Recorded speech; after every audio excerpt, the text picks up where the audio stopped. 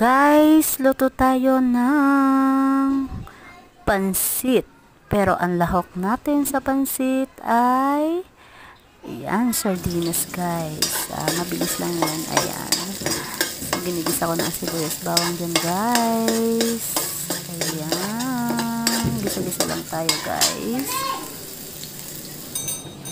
Ayan. Lagay na natin ang sardinas. So, yan po ang ating lahok sa ating pansit, ang sardinas. Ayan, sino po ba ang nakatry na nito guys? Masarap po yan, sardinas. Ilalahok mo sa bihon.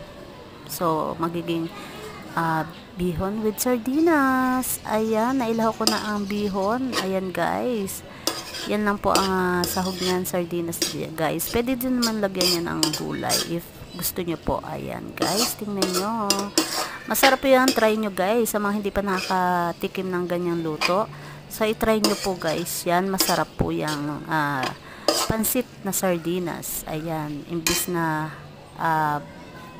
baboy or meat ang ating ilalagay. So, sardinas po ang aking nilaho. So, hanggang dito na lang ang aking video guys. Thank you for watching, sharing, like,